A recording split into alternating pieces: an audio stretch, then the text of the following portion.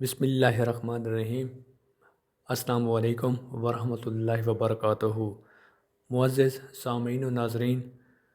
منتخب فارسی کلام کے ساتھ آپ کی خدمت میں حاضر ہیں۔ آج کے منتخب کلام کا تعلق ایران کے عظیم شاعر اور فلاسفر عمر خیام سے ہے۔ عمر خیام 11ویں صدی عیسوی کا عظیم شاعر اور فلاسفر گزرا ہے کہ جس کا تعلق ایران کے شہر نیشا پور سے تھا۔ عمر خیام اپنی فارسی رباعیات کی بنا پر خاصے مقبول ہیں اور فلاسفر ہونے کے ناطے ان کی فارسی رباعیات میں بھی فلسفہ کا رنگ بدرجہ عتم دکھائی دیتا ہے۔ ان کی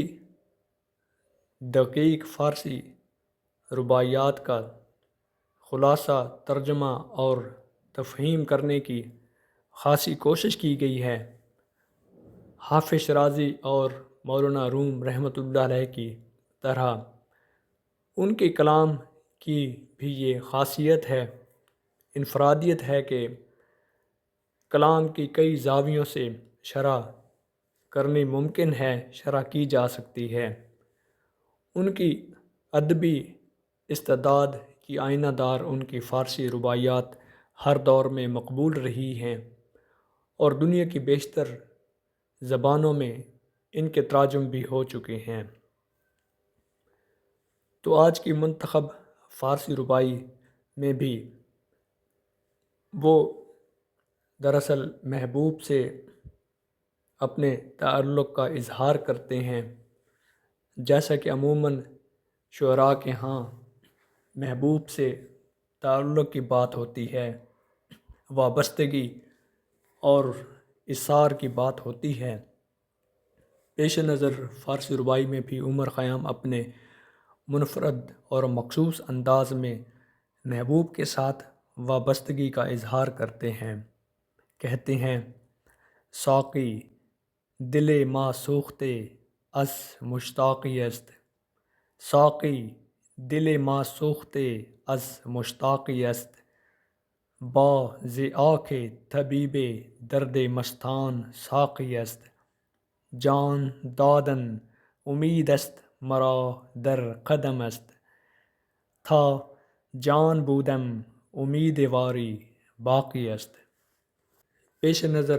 فارسی رباعی کی شرح سے قبل مختصراً عرض ہے کہ عمر خیام شاعر ہونے کے ساتھ ساتھ چونکہ ایک عظیم فلاسفر بھی تھے، اس لیے ان کی فارسی رباعیات میں فلسفیانہ افکار و نظریات کو مرکزی حیثیت حاصل ہے۔ ان کی رباعیات میں جن موضوعات پر نمایاں طور پر طبع آزمائی کی گئی ہے ان میں وجود کائنات، حیات و ممات، مذہبی افکار و نظریات، عشقیہ والہانہ جذبات اور مابعد الطبیعیات وغیرہ شامل ہیں۔ پیش نظر رباعی میں بھی وہ دیگر فارسی کے عظیم شعراء کہ جن میں مولانا روم، حافظ شیرازی، شیخ سعدی، فردوسی، نظامی گنجوی اور حکیم صناعی کی طرح علامتی طور پر اپنی بات کہنے کے قائل نظر آتے ہیں۔ پیش نظر رباعی میں دیکھیے کہ وہ پہلے شعر میں جس طرح لکھتے ہیں: ساقی دل ما سوختے از مشتاقی است، با ز آنکھ طبیب درد مستان ساقی است۔ دراصل وہ ساقی اپنے محبوب کو کہہ رہے ہیں علامتی طور پر، اور پہلے مصرعے میں وہ کہتے ہیں کہ میرا جو دل ہے جو تمہارے عشق میں فنا ہو چکا ہے، کہ یہ جلا ہوا جو دل ہے ابھی تک تمہارا مشتاق ہے، تمہارے انتظار میں ہے، کہ تم گویا اس طبیب کی طرح ہو کہ جو میرے لیے درد کا سامان کر سکتے ہو، جس طرح وہ پہلے شعر کے دوسرے مصرعے میں کہتے ہیں: با ز آنکھ طبیب درد مستان ساقی است، کہ دراصل تم ہی طبیب ہو اور جلد میری خبر لو کہ دراصل جو سر مست ہیں ان کے لیے تم ہی وہ ساقی ہو کہ جو طبیب کی طرح درد کا مداوع کر سکتے ہو۔ پھر دوسرے شعر میں کہا، جان دادن امید است مرا در قدم است، کہ میری جان تو تمہاری قدم بوسی کی امید پر باقی ہے۔ تھا جان بودم امید واری باقی است، جب تک یہ امید باقی ہے تب تک میری جان بھی باقی ہے۔ تو اگر اس فارسی ربائی کا سادہ الفاظ میں خلاصہ کیا جائے تو وہ علامتی انداز اختیار کرتے ہوئے محبوب کے ساتھ اپنی والہانہ وابستگی کا اظہار کرتے ہیں کہ تمہارے فراق میں میرا دل جلا جا رہا ہے، میرا دل بے قرار ہے، اور محبوب کو وہ ساقی سے تشبیہ دے رہے ہیں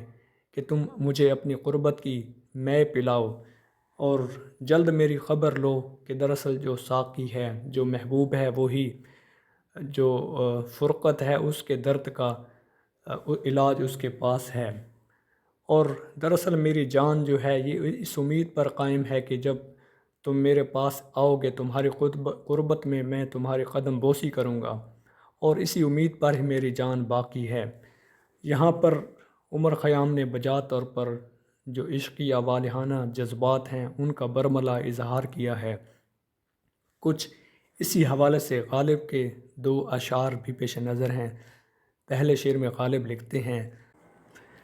مشہد عاشق سے کوسوں تک جو اگتی ہے حنا، مشہد عاشق سے کوسوں تک جو اگتی ہے حنا، کس قدر یارب ہلاک حسرت پابوس تھا۔ مرزا غالب کی شاعری کا یہ بنیادی عنصر ہے، نمایاں خوبی ہے، انفرادیت ہے کہ وہ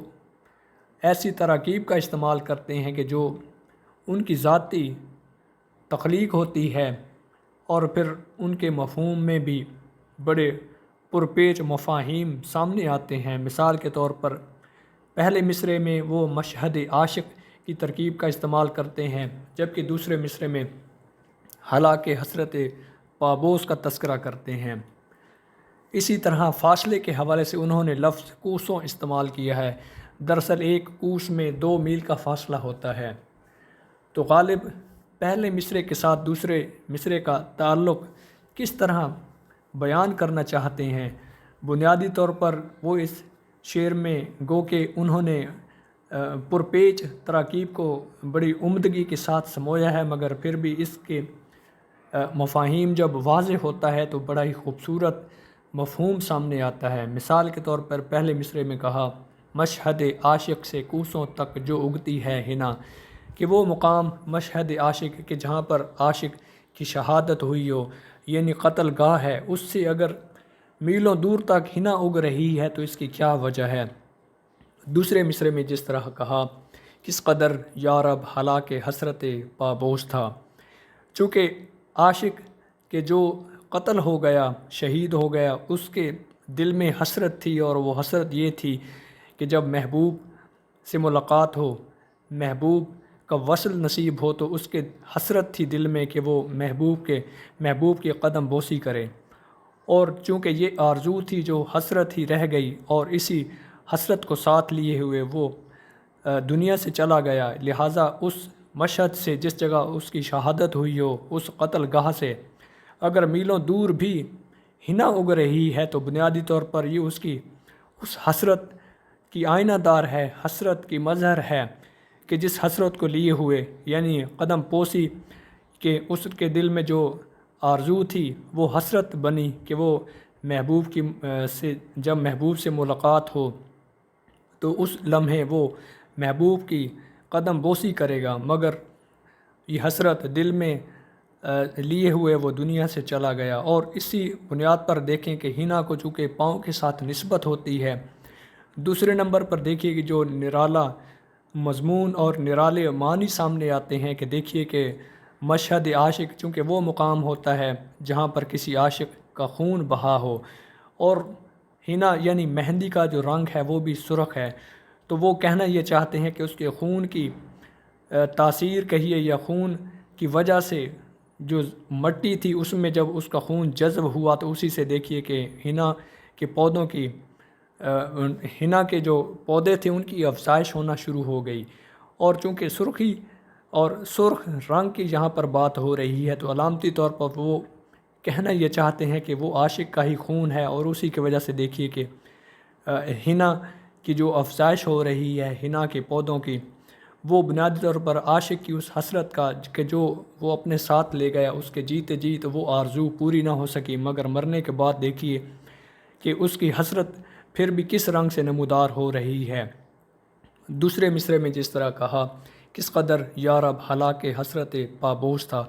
کہ اس کی حسرت کی شدت اس قدر زیادہ تھی کہ مرنے کے بعد بھی جس جگہ اس کی شہادت ہوئی، جس جگہ وہ قتل ہوا، اسی مقام پر اس کی جو خون اس کا بہا، اسی کی وجہ سے دیکھیے کہ حنا اگ رہی ہے، اور وہ بھی کئی میل دور فاصلے پر۔ تو بنیادی طور پر غالب کا یہ شعر نہ صرف معنوی حساب سے بلکہ اس کے جو مفاہیم ہیں اور اس کی لفظی جو خوبی ہے وہ بھی بہت نمایاں معلوم ہوتی ہے۔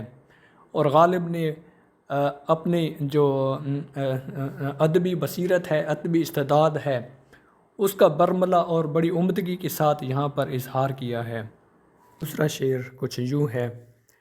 پرتوے خور سے ہے شبنم کو فنا کی تعلیم،